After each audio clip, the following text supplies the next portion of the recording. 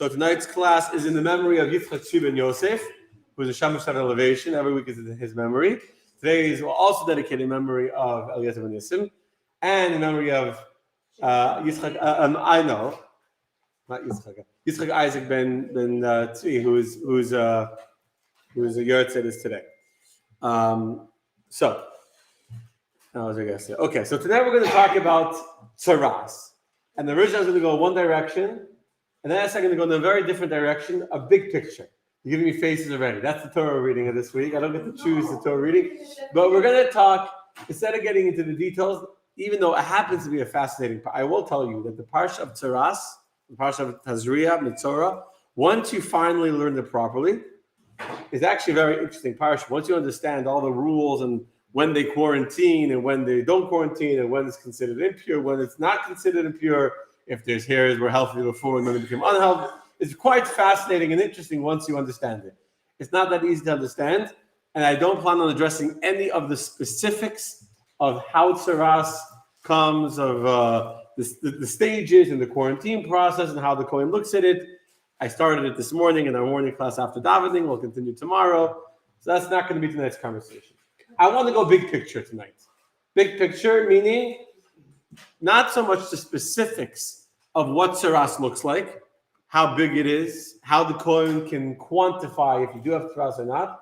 I want to get into the psychological aspect of Tzaras. What is it, first of all? And then after we discuss what is it, what causes it? And then, obviously, Lashon Hara is a famous one. It's not only Lashon Hara. We'll talk about a few of them, God willing, and try and understand the psychology of what causes a person to talk Lashon Hara. Or not only that, I'm going to talk about a few things. Tonight's class is not going to be exclusively about Lashon Hara, although that was where I originally planned on going. But as I wait till you hear what I'm going to say, give me the chance to teach something new. Yes.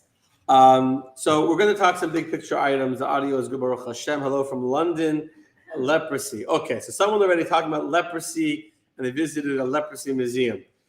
So let's start by explaining that Tzaras, what it's not. Right? Every rabbi starts what it's not.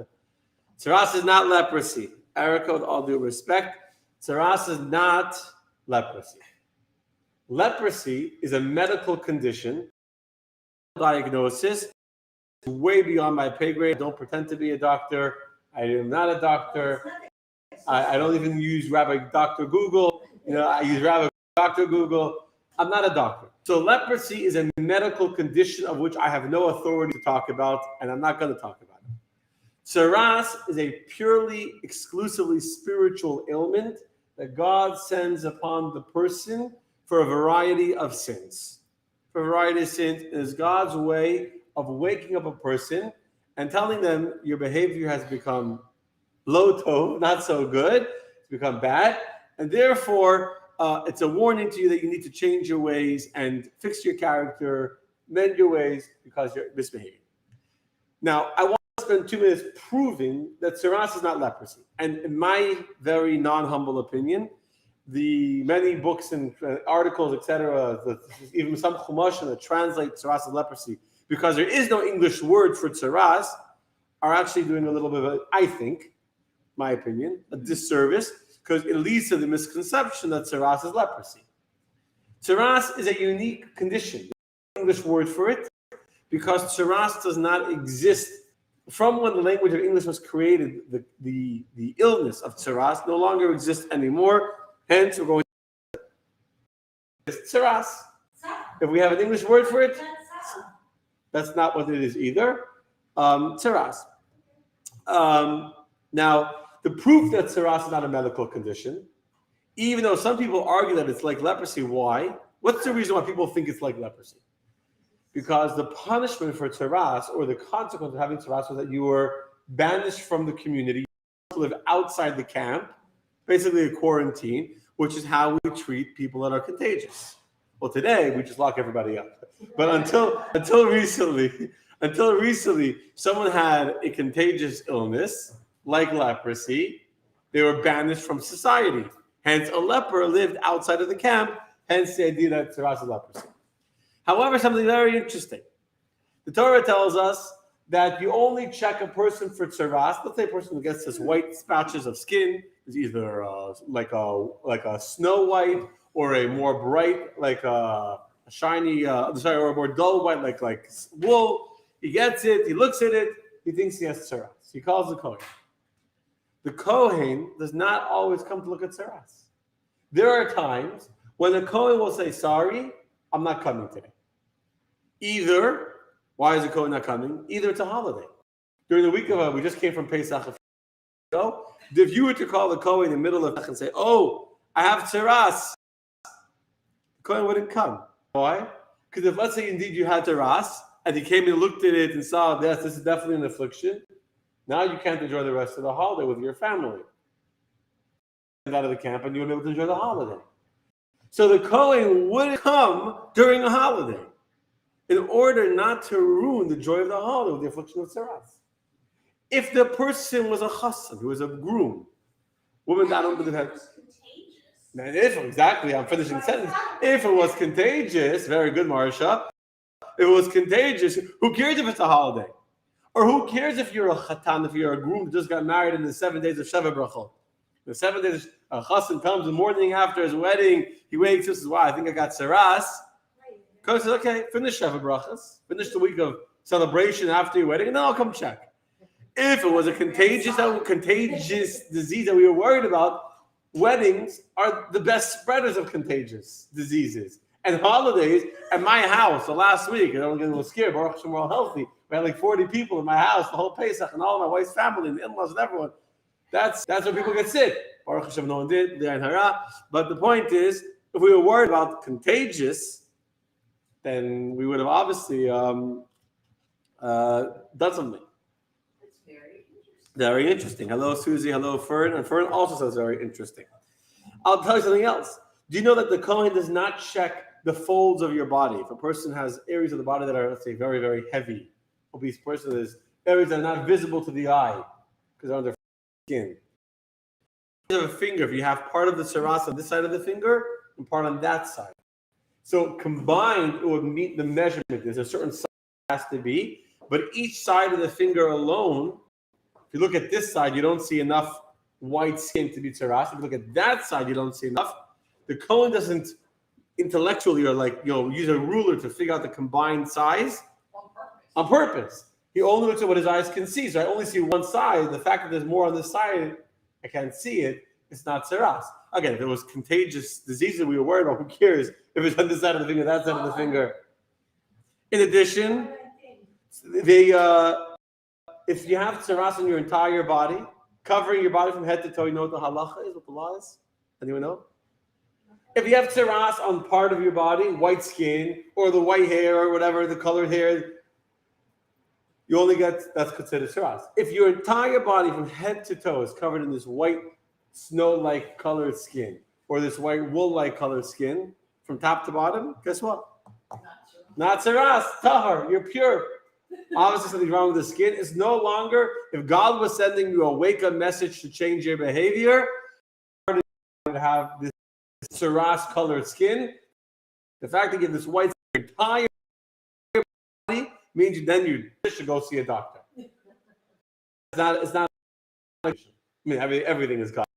Take that back, but it's not called forces from God, which is interesting. In addition, we're going to learn about the laws of tzaras in the house. There was no tzaras in the city of Yerushalayim. They would not declare a house in Yerushalayim tzaras. And the walls, even though the walls could have tzaras, let's say you thought your house had tzaras, they would call, I'll talk about the house having tzaras in a minute, but they would call the kohen, right? I think I have, today Robert called an air conditioning mechanic. Instead he would call, say, God forbid, he thought that there was sort of this like green spreading in his house. Normally we say, I think it's tzaras. Calls the kohen. The kohen says, before I come, take out all your stuff from your house. Take out your furniture, take out your money, take out your clothing. Because once you the house to be tzaras contaminated, everything in the house is ritually impure. But if the stuff is no longer in the house, by the time the kohen gets, it's not considered impure, together with the kohen's declaration that the house is impure. Like loopholes. It's loopholes. But if we are worried about the house being contaminated with this disease of Tzaras, then we really shouldn't let you take anything out of the house because now you're just this contagious germ and now spreading it somewhere else. So it's excellent question, Vivi. Good question. We don't have as much spiritual. So Vivi wants to know. I'll answer. Vivi. Excuse me. We are less spiritual. That's right. Here, come. Give the class, Vivi. Come.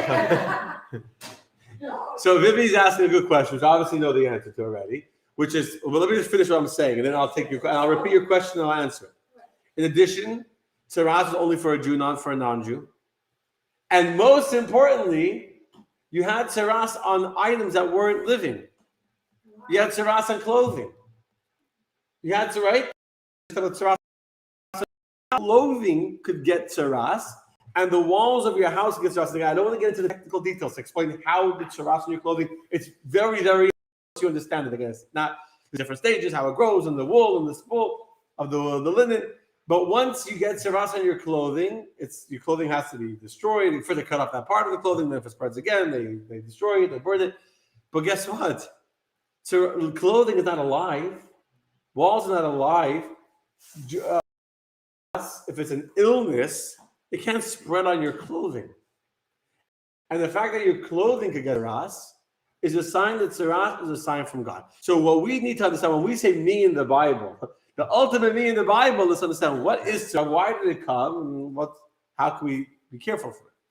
Now it happens to be that, as Vivi said correctly, today there's no longer any Tzaras. Shalom everyone that's watching.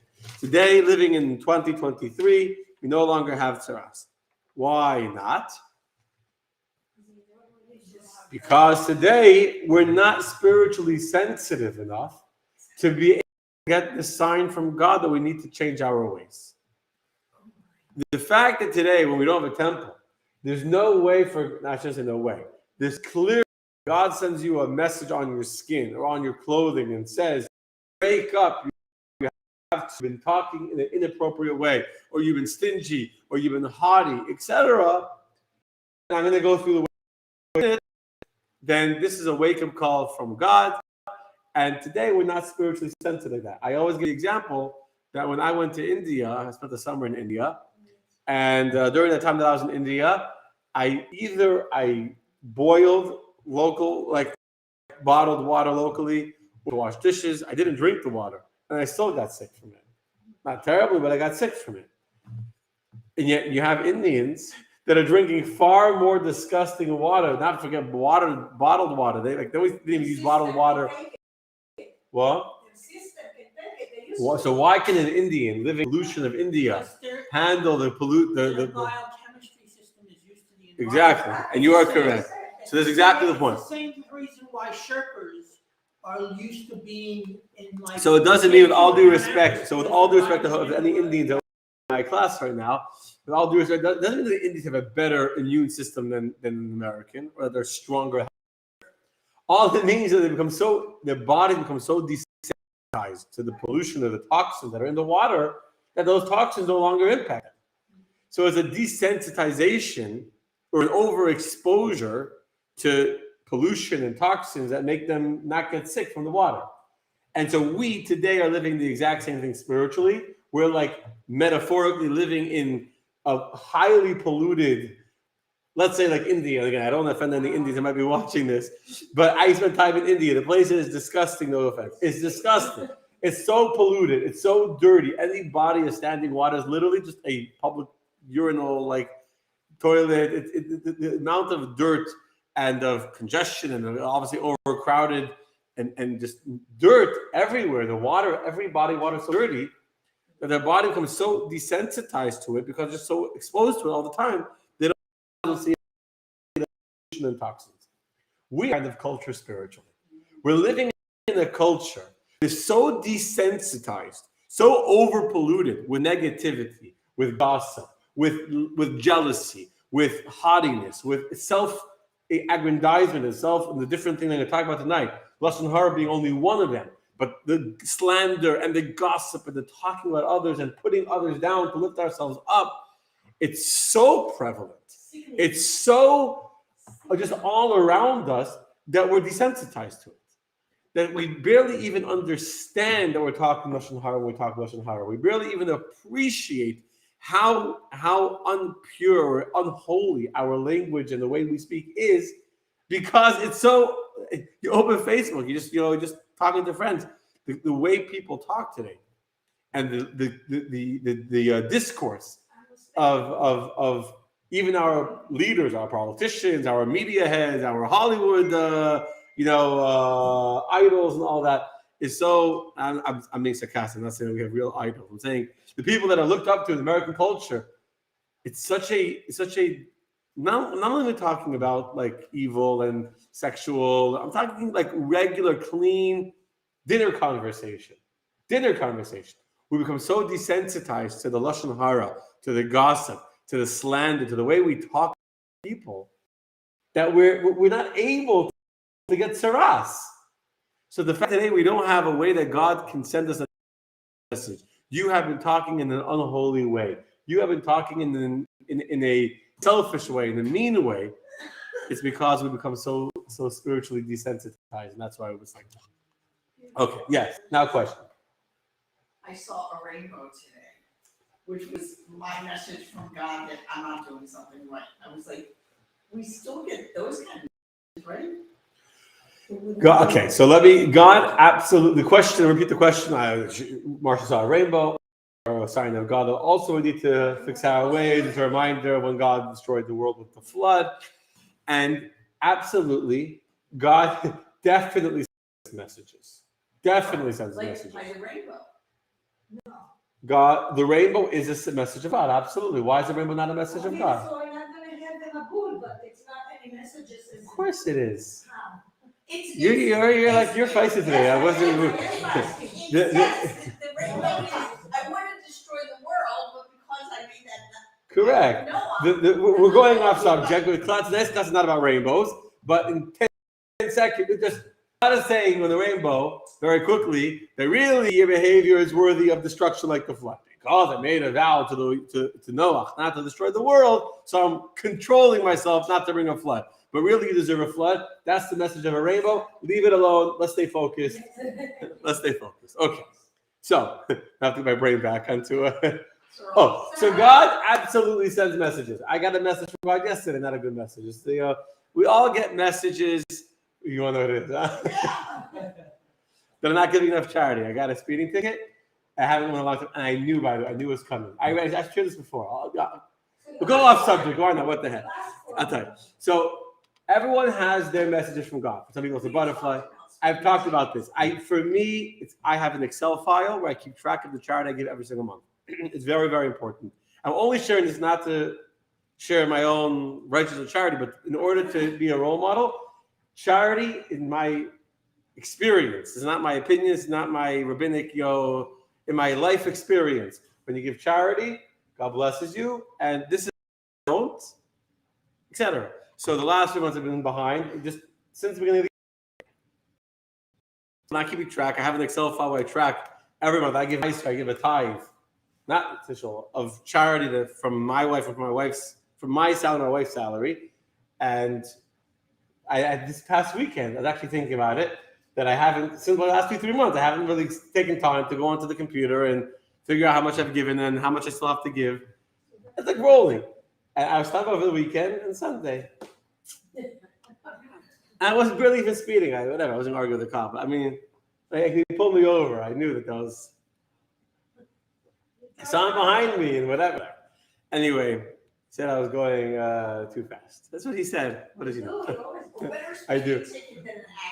Correct. No, so to me, that speeding ticket was absolutely a sign from God. That's not only that, I was actually going to unveiling, and I was late because of it. And I told them, this is a sign from God. This is exactly, sign from. That's how I took it. I didn't take it as a police officer giving me a ticket. I really didn't. That's why it was. I don't honestly think I was going. I don't think I was going that fast. I don't know. I wasn't paying attention. It could be, He gave me the ticket. He also said I did use my turn signal, which I know I did because I saw him behind me. And he said I got too close to the car because I changed lanes, whatever. He gave me a warning for whatever. But it didn't make a difference. To me, that was a clear sign from God that I've slacked off on keeping track of how much I'm giving. And I don't like, whatever, people ask, like, so I slacked off, I'm behind on my tithe. So it's a sign from God. So in answer to your, Monday. I still didn't do it actually. I've been like a speeding ticket You tonight. gotta work Wait, on hold on. not being so aggressive with the gas pedal. I had that And problem. that's not true. I will tell you on record. had that problem I with speed. Tom. I'll tell you something. I hope the officer. I hope no one from India is watching. I hope the police officers are watching this. I speed all the time. I have not gotten a speeding ticket probably in 3 years. Thank God. And for those that Don't know give me, yourself kinda it's hard, not the. because it's not about. No, it's I'm about- gonna start. I'm gonna make sure. Maybe not tonight, but tomorrow I'm gonna go on to Excel. I'm gonna make sure I'm up to before the end of the month. I'm up to Stalker, and I'm not gonna get a speeding ticket. I'll tell you a true story. I was like 3-4 years ago, and it was December. Exactly what it was a Saturday night. I know for a fact that I given much more than my mice or my tithe for that month. It was a Saturday night. My son Zalman and May was in the car with me. We were coming home from a father-son learning thing, and I got pulled over for speeding. And he asked, and he pulls me over. Where are you going? I'm home. And he goes to his car, check my license. I think, how can I be getting a speeding ticket? I gave more charity than I need to give this month. I'm a few $100 over in charity than I have to give. So it doesn't make sense. I'm getting a speeding ticket. And that's exactly what I was thinking. I promise you. I'm not making this up now. And guess what? He comes back to the car. I didn't even ask him for a favor. I did nothing. He took my license. I don't argue with the cops. It's never going to end well. I didn't say anything. I see you have your kids in the car. You're going home. Drive safe. That was it. He didn't give me a ticket. He didn't give me a ticket. Because I was thinking, how could I get a speeding ticket? I gave a lot of charity this month. I didn't get a speeding ticket. I'm telling you, it's been a few years since I last got a speeding ticket. So that was about safety, because the police officer says be safe when you're driving, he's telling you. We're still off subject, by the way, but okay, who cares? Whatever. A speed racer, ever yank it ever. So Andrea, you've not seen me drive. I'm sharing way too many secrets, and I'm on Chabad.org. Like, if you haven't seen me drive, you haven't seen me drive. We can all attest to it. You can test it. Thank God I don't like small cars. I'm a big guy. You put me into like one of these like little like cars. So, but yeah. But this is a good lesson for people to understand. Yes, it is. That's why I'm spending time talking about it, because it is important. Again, my life experience. You want to be blessed. You want to have blessings. Give a lot of charity. I see this absolutely in my own life. And my sign. Why is speeding tickets my sign? Because years ago, my wife got a ticket. I don't know. We said like that's, and that become our sign. There's no religious reason for it. Whatever is your sign that God gives you. I know for a woman, it's butterflies, and she had a whole thing. She walked out of the shul once, and she saw a butterfly right outside the shul. It was a sign from God to her. Everyone has their sign. It could be something lucky. We'll talk. We're having a course group or natural about lucky omens and about butterfly. But I'm saying these things. But whatever it is, the point is God communicates with us. That's for sure. If you don't believe God has a way of communicating with you, then you're limiting God. So God communicates. But Tzaras, a formalized, structured method by which God tells a person that your speech has become impure, doesn't exist. Primarily because we're too desensitized to be open, to be receptive to the message of Tzaras today. Today we need cops with I need a guy with flashing lights and speeding tickets. Someone else they need those romantic little butterflies. Someone else needs an AC problem, whatever. Yeah. Everyone has their call. Everyone has what wakes them up, what gets through them. It could be on a plane, it could be this, whatever it is. But you have to have a way that God communicates to you. And if you can't see, if someone could be getting sick, go to the hospital. I spoke to someone else this week who was in the hospital. He had stress with his heart, whatever. For him, going to the hospital was clearly a sign from God, and he took it like that. So you have to be open to the signs of God. And if that's the takeaway of this today's class, it's a good takeaway. It's fine. Yes. And you have to realize that it's a sign from God. That's what I'm saying. You have to realize it. Because God knows that God sends us signs, not even a question. All the time. God sends us signs all the time. It's not even a question. Whether or not we can be perceptive enough to see the sign, to hear the sign, to internalize the sign. Now already. If people are commenting, want to share your own signs. Well, what's a sign that God? Andrew wants to put me into a race car number 18. So I say I don't like race cars; they're too small. I don't like being that low on the ground. I'll take a give me a truck. But everyone share your everyone has to have a sign. And we have to be open to it. And we have to recognize that when things happen to us, good and bad, usually we only wake up bad things. Right? We only wake up bad things. It's good things that we don't wake up. But with bad things we wake up. And we have to be open to wake up and say, yeah, God, I got it. I heard you. If you wake up before the bad signs, the bad happen. Yeah. You just remind me of a beautiful story that I've shared, but let's leave it. Okay. Rabbi Monster Trucks. Yes, he's got a monster truck. Okay. So, Tzaras. We have Tzaras primarily on three places. Skin, which we talked about, right? The white splotches on our skin or in the hair, on our bald spots on our head, but it's all still on our skin. We have Tzaras on our clothing, and we get Tzaras on our houses. All of this week's Torah reading, we're going to learn about the Tzaras, this form of spiritual illness on our skin, on our hair, on our birds, and our bruises, and a whole different kinds. If it's on the bruise, if it's on the bird, but it's all on our body. Tzaras on our clothing, get different kinds of clothing, and Tzaras on our homes. What? On our homes, on our house, on the walls of our house. Do you know what the common denominator of all three of these things is? What's the common denominator of skin, of clothing, and of a house? They're all coverings. Excellent. Marshall's good.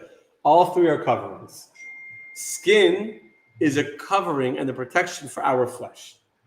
Right? If your skin would be peeled away, your flesh could get exposed and get sick and infected. Skin protects our flesh. Clothing protects our skin, protects our bodies. And housing, our house protects inside. So a house is a protection, a larger protection. Clothing is a smaller protection, and our skin is another protection. They all are protections.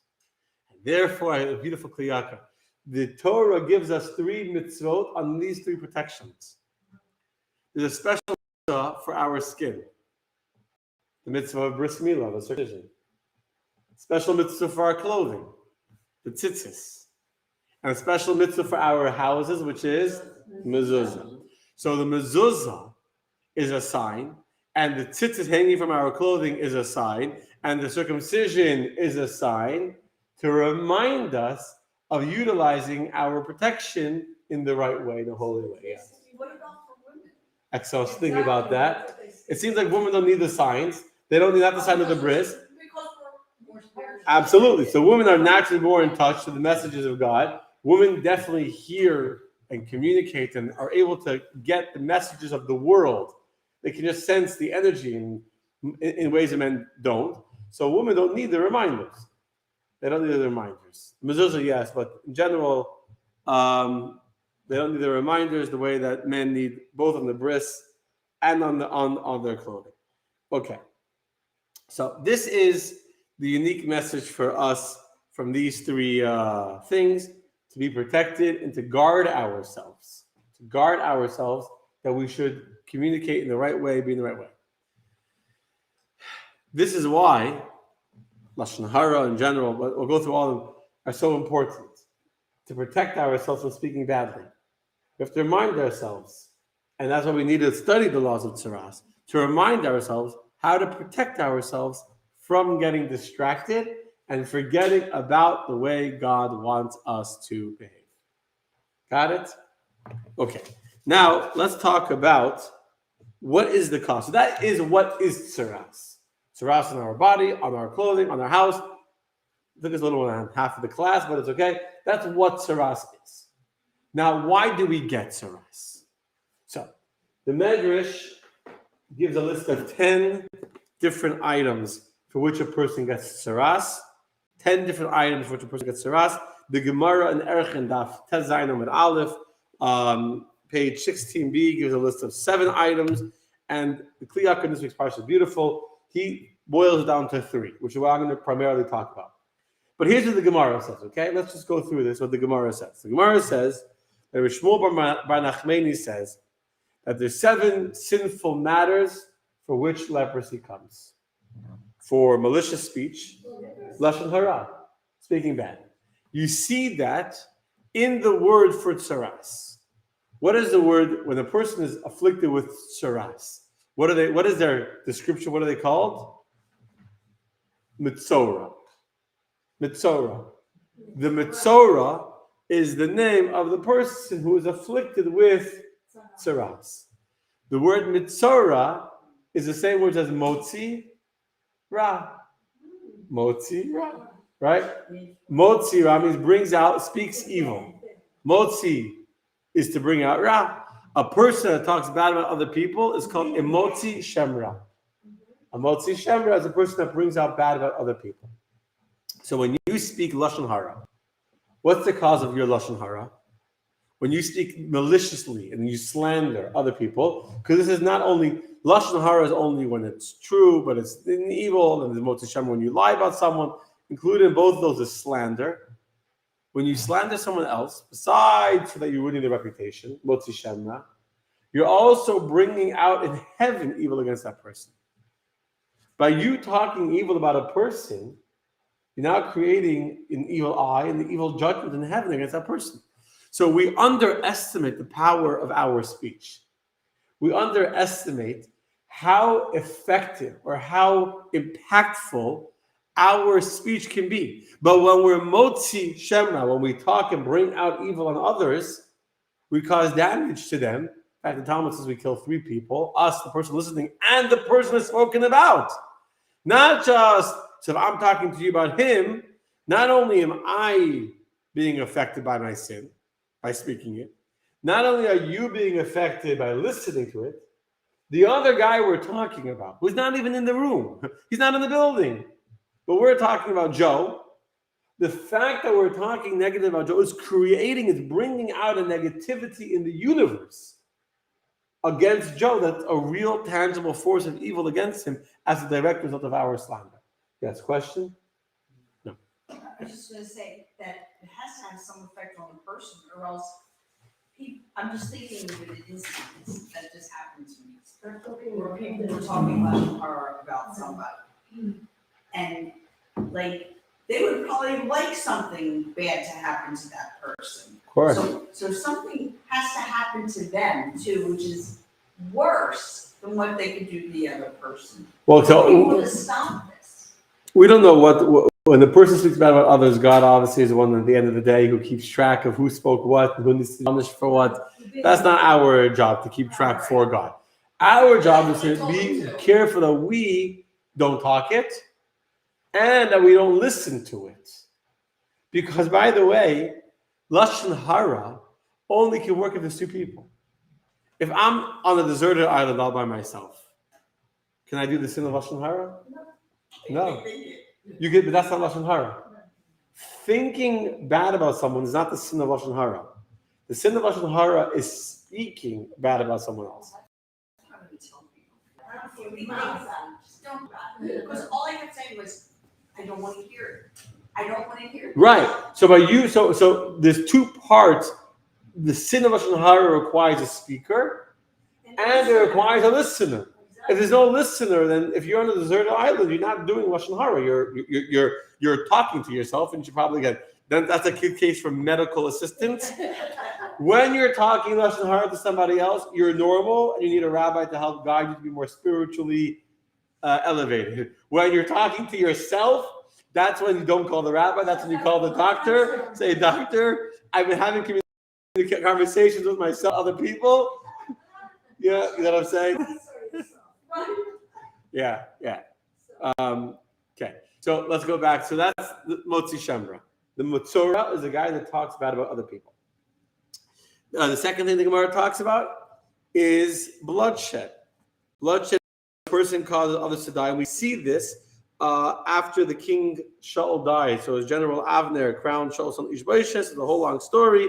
The point is that when Yoav killed people, as a result of that, he was cursed and he got Tzaras. Whatever the stories, each one has a story bringing a source in Tanakh where someone got Tzaras. I'll give the story of one of them soon. An oath taken in vain. I'll tell you the story now. An oath taken in vain. The Gemara tells us a fascinating story about a man called Naaman who was afflicted with Tzaras. He lived in the land of Aram, not Jewish. He was a very important minister to the king of Aram. And there was a Jewish girl that lived in this kingdom of Aram who had been kidnapped from a war. And she told Naaman, who was suffering with this terrible affliction, that if she wants to be cured, she should go to the Jews, to Elisha. Elisha was the prophet of the Jews at the time, and he would be the only one, because all the doctors, remember we said, Tzaras is not a medical illness. So he went to all the doctors. I said he wasn't Jewish. He wasn't Jewish. He went. But you said in the beginning it only affects Jews, not non-Jews. That's an excellent question. I don't know. Good question. Maybe his You- mother was really. Maybe. Generally speaking, it was, but yeah, it's a good question. I don't know. Good question. So anyway, maybe God gave Aram this Tzaras in order that he should come to Elisha and the whole miracle that would happen afterwards. So this girl tells Naaman, if you go to Elisha, he can cure you, because all the doctors in the land of Aram couldn't cure him. So the king of Aram sends a message to Achav, who was a king of Israel. I'm sending Naaman is traveling to you. Do me a favor, have Elisha cure him. Now, at that time, Achav, the king, was not talking to Elisha the prophet, because Achav, the king, was a very wicked man. And Elisha the prophet had spoken bad about the kingdom, and Achav and Elisha were not on talking terms. So Achav thought that this is just an excuse by the king of Aram to start a war when he doesn't have Elisha cure his minister, Naaman. Let me make the long story short. I don't get too caught into politics. Basically, the king of Aram, where Naaman lived, sent a message to the king of Israel where Elisha lived. Okay, you have Naaman, Oh, and he said, and Achav wasn't talking to Elisha. But Elisha found out about it, so Elisha sent the message, send him to me anyway, and Naaman comes to the house of Elisha. Naaman, with the leprosy, he comes to the house of Elisha, and Elisha sent the messenger out to the front door. You should go to bathe in the waters of the Jordan River 7 times, and you'll be cured of your Tzaras. He got very upset. But Elisha didn't even come to see him. It's Tzaras. He was expecting Elisha to come, wave a magic wand, say some hocus pocus, maybe blow some incense at him, whatever the magicians did in the land of Aram, some waving some curtains, some blowing black smoke or something. Instead, he said, go bathe in the river. There's rivers in Damascus too, he said. But the servants of Naaman said, do it. You already traveled so far, go try. So he goes to the Jordan River, he bathed there 7 times, and he comes out of the water the 7th time, all of the tzaras in his skin completely just disappeared. He saw a tremendous miracle. So he went back to the house of Elisha to come and to convert. He became a ger toshav. He became a resident of a convert of the Jewish people. And he wanted to give it. He bowed down to Elisha, said, I never worshipped the God of Israel, and now I recognize the power of your God. And he had come with money to pay. You go to a magician, you got to pay, right? He came with money. Elisha said, I don't want to take anything for what I did. It was a miracle for the sake of glorifying the name of Hashem. He didn't want that. It should be like, he did it for money. So Naaman was very, very impressed that Elisha wouldn't take any money, and he left. In the meantime, Elisha had a servant, an attendant, a shamash. His name was Gehazi. Gehazi, he didn't like this idea. This rich man, Naaman, was offering you a lot of money, and you didn't take it. That was a big mistake. So he decided he's going to go take it himself. So after Naaman left, traveling back home, Elisha's servant, Gehazi, chases after Naaman. And he catches up to him when he's already outside the city. He says, my master just had 2 students who are very poor, just came to my master, to Elisha. They have no food, they have the money. He asked if he can give some changes of clothing and a kikar of silver for these 2 students.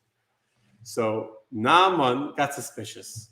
He was a smart man, obviously. He was a minister of the king. He wasn't an idiot. So he said, do you promise me? Do you swear to me that that's what Elisha said? So Gehazi swore. He swore that he had done what Elisha had said. Elisha had asked for the money. So if that's the case, if Elisha asked for the money, he says, take not 2 things of clothing, take 5 things of clothing, take not 1 kikar of silver, take 2 kikars of silver. He gave him a lot of money. Gehazi buries it by outside the city. We don't know where it is. And he comes back to the yeshiva Elisha is teaching. Elisha sees a student, Gehazi, walk in. He says to Gehazi, where were you? Gehazi says, whatever. No, he gave an evasive answer. So Elisha said to the student, I knew you were. Although I was sitting here, my heart was there when you swore falsely. And you swore falsely my name, and you destroyed the Kiddush Hashem, the sanctification of God's name, that I did this miracle, and now you wounded by taking the money. So you wanted Naaman's wealth, you can have his wealth and his illness, and his tzara should now come to you. As a result of that, Gehazi and his 3 sons all became afflicted with Tzaras, and they were kicked out of the camp. As the story of Malachim about the lepers who were outside the camp, that's the story of Gehazi and his 3 sons. Okay. So that's the source of the Gemara about a person who swears and takes an oath in vain. Why would the sons have it? Because they didn't swear the oath, the father did.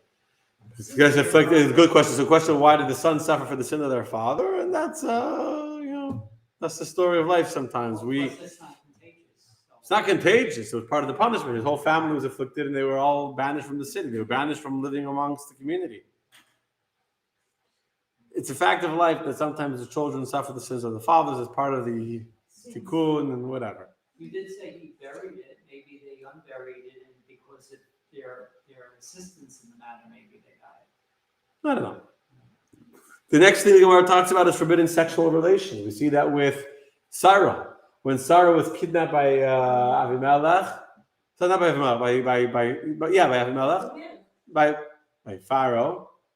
Well, they got hemorrhoids. By Pharaoh, they all got Tzaras. And later on, when Moshe spoke bad about the Jews, and he spoke lashon hara, the Jews would listen to him. They got Tzaras, and the Egyptians knew about it because the Egyptians knew the story that when Sarah had been kidnapped, when Sarah was kidnapped when she was traveling with Avram, and the Egyptians said, "Who is this beautiful woman?" And Avram was afraid they would kill him to take his wife. She said, "My sister," and she was taken to the palace. God did a miracle that every single person in the house in the palace of Pharaoh got Tzaras. So here we have a biblical source for the idea that Tzaras can come from behaving sexually and immorally. So they didn't have sex with Sarah? They didn't have a chance. They got Tzaras before they could do anything. Be protected. That's correct.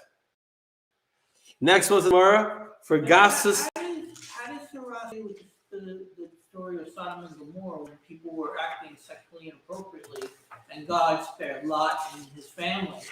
They were saved. The fact that Lot was saved is only because of the merit of Abraham. But no, because Lot's family were respected of the commandments regarding sex. But the people in Sodom and Gomorrah were not, and they were... The people in Sodom and Gomorrah were very, very sexually wicked also. Very sexually wicked. So aren't you saying, why didn't they just get Tzaras? Why did they die? Yeah, why did they die? Did they do anything like that was inappropriate They sexually? didn't get Tzaras in Sodom and Gomorrah. They got destroyed. Why did they not get Tzaras instead of... They got worse. They got killed. I'm Yeah, they saying. were worse. What They were- Tzaras is a wake-up call to do teshuvah. The reason why you get Tzaras is God is saying, repent and change your ways. These people were so far gone. Correct. Okay, we're way short on time. So basically, for arrogance, the Gemara says that a person that is arrogant, that is ego and gaiva, a haughty person, is like because I can't live over there. It's like he worships idols. His haughtiness and idol worship is related, and the Gemara says about idol worship also that you get Tzaras for theft and for stinginess. For Tzaras, I don't want to talk about that. For being stingy, when a person is not willing to share what they have with somebody else, they get leprosy for that. Now, the Gemara talks. So it's a story in the Medrash. It's based on the Gemara that at the times of the Beis Hamikdash, when they would ask to borrow something from the neighbor, they would pretend not to have, in order not to have to lend. So what would happen? Their house would be stricken with Tzaras, and then all of a sudden they said, "Oh, you wanted to borrow the pot I didn't have. I don't have any pots to lend you. I don't have a hammer to lend you or a ladder to lend you." And then the house got Tzaras. And guess what happened? They took all the stuff out there to get Tzaras, and all of a sudden, oh, you do have a ladder. You do have a pot, and you do have onions that I asked you the other day, and I see the onions. You understand? So this would be an act of embarrassment for having pretended not to be able to lend. They were publicly shamed by that. There's more. The Medrash brings 10, the Talmud brings 11. But in our parsha, what I want is 3. And I'm not going to get to the last thing I wanted to talk about today, but there's 3 based on the parsha. What was the purification? Let me do the house one first. I'm going to go out of order. So when it says that a person has Tzaras in his house, he would call the Kohen. And the Kohen would come to the one that the house belongs to him. So the rabbis in the Gemara tell us, what do you mean the one that the house belongs to him? It means the one that acted as if his house was all his. Some people act as if what I have, it's all mine. My house is mine. You can't come in there. Guests are not welcome. Sharing is not recommended. It's a stinginess. It's a Tzaras ayin. It comes from stinginess. And because a person acts in a way that they think that my house is all mine and not willing to share and to welcome people into their homes, as a result of that, it's destroyed, the walls get Tzaras, and they have to demolish their homes. And that's in the text of this week's Torah reading. In addition to that, the two other ideas we see in this week's Torah reading is how Tzaras comes from haughtiness, how Tzaras comes from Lashon Hara. And if I maybe quickly I'll address the psychological aspect. Haughtiness. Haughtiness is ego, pride, ga'ava. What's the purification of a person that has Tzaras? He would take a cedar, he would take two birds, he would slaughter one bird. The blood of the bird, he would drip from the bird he slaughtered into a bowl of mayim chaim, of living water, which means water from a source of a living well or a river or something like that. He would pour the blood of the dead bird into that water, and then he would take a hyssop and a cedar. Hyssop is a type of like weed that grows, and a cedar wood, a branch of a cedar tree, tie them together with the live bird with red string, red wool, red crimson wool. He would then dip the live bird, the cedar wood, and the hyssop into the water that had blood in the water, and he would sprinkle from that 7 times onto the person that had Tzaras, and then the bird that was still alive would be let free. And on the 7th day, the Metzora would shave his hair, and shave all of his hair. He would burn it in the fire together with the wood and the hyssop, and with the wood, with the fire that had his hair and the hyssop and the wood, he would cook the meat of his sin offering, and he would eat that meat that was cooked from the fire with those materials. It's fire underneath. What's making a dirty face? Like, you would eat the thing that's in the blood? No, the wood eating was in the blood. The bird that was dipped into blood was let free, flew away. The wood and the hyssop was used as firewood to cook the meat of the sin offering The dead bird. of an animal that the person with Tzaras brought. Not the dead bird. Dead bird was just used to slaughter it to dip the blood.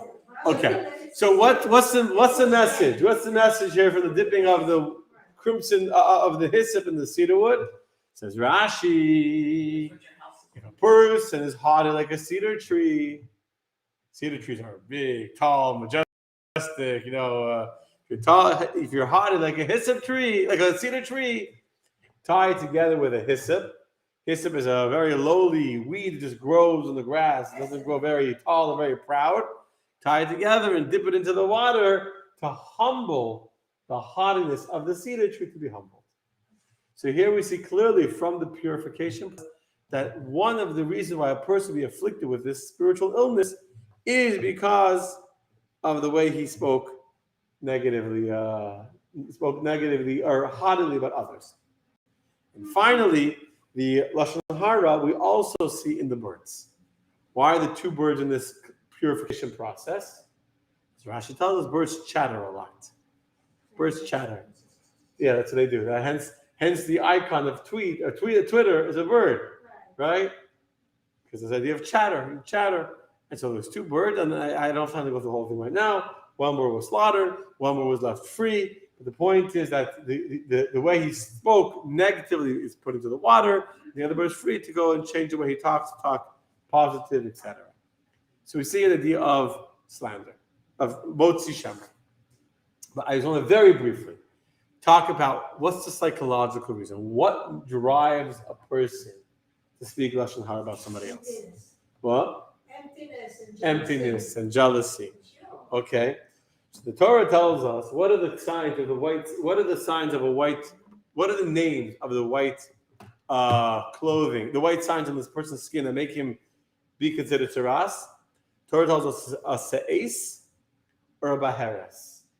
It actually has three, but it's really two. If a person will have on his flesh se'es, it's one color wool, white, which is like a se'es is like a dull white wool, or a baheres is a bright spot which is shining like snow, etc. And there's a sapachas. Sapachas is more dull. There's a sapachas of se'es, a sapachas, but I'm not going to confuse you. So I want to talk about these two kinds of white. The white of being se'es and the white of being baheres. And these two whites are directly related to what I just mentioned to you a minute ago about slander or motzi shem or lashon hara, speaking bad about others, and about haughtiness and conceit that leads a person to sin. The word se'es. If they wanted to say white, what could it just have said? White, lavan. It gives you two, really four, because sapachas is the sapachas of se'es, sapachas of baheres. What is se'es? The word se'es, which the rabbis tell us means white like wool, is connected to the word sa, to lift up, right? Kisisa rosh b'nei Yisrael. When you lift up the heads of b'nei Yisrael, naso as rosh. We know in many places the word sa, or kisisa, is to lift up.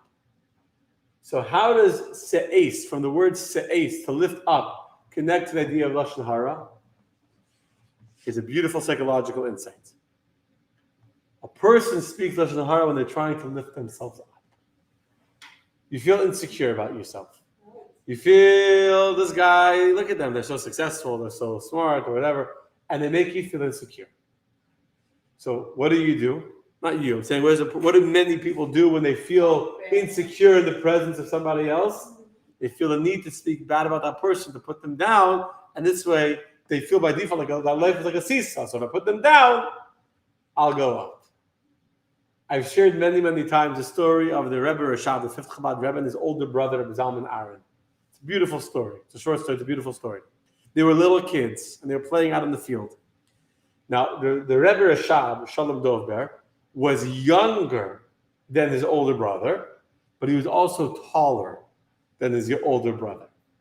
And that bothered Zalman Aaron. His younger brother was bigger than him, was taller than him. It bothered him. One day they were playing, and in the field was a ditch, a hole in the ground.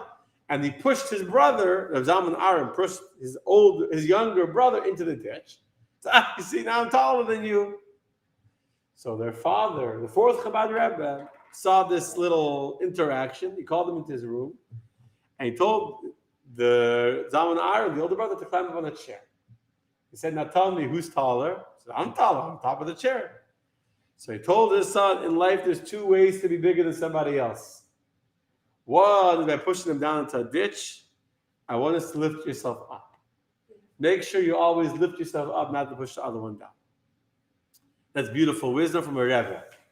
The problem is that it's much easier to push people down than it is to lift ourselves up, right? It's much easier to speak bad about the person that makes me feel insecure about my holiness, kindness, sensitivity, work ethic, whatever it is, than it is to actually change my character. So the root, the Torah is hinting to us, and I would just say this, Torah is hinting to us by describing one of the two kinds of whiteness that makes a person's tzaras white, by using the word se'es, to give you a deeper understanding into the psychology of why a person speaks bad about others. Because you're trying, maybe it's subconscious, but there's a feeling of insecurity, the feeling of, I need to put the other person down to make myself feel important. It feels good. It's like temporary high. Look at me. I'm so smart, I can make fun of that person. I can share a juicy story about that person. Makes you feel good. But you put the other person down, that's se'es. Understand? It's very beautiful, right? You're lifting yourself up. You think you're lifting yourself. You're not really lifting yourself up. You're putting the other person down, which really puts you down, but whatever. The second word used to describe the second kind of whiteness, like snow, is baheres. Baheres comes from the word bahir. What does bahir mean? To shine. White, to shine. Snow is shiny. Hence baheres is a shiny white. So se'es is a dull white like wool. Baheres is a shiny white like snow. What's the other reason, the other cause for tzaras? which also leads to lashon hara, is ego, haughtiness. What's by here? I think I know everything. I'm unable to listen to somebody else because I think I already know everything. I'm so sure of my knowledge, like Bahir, to shine, to be light, to think you're shining. Again, you're not really shining. You think that by talking about somebody else, I'm going to shine. I'm going to show off. I'm going to glow. It's because lashon hara also. When you speak lashon hara, what's the other reason why people speak bad about others?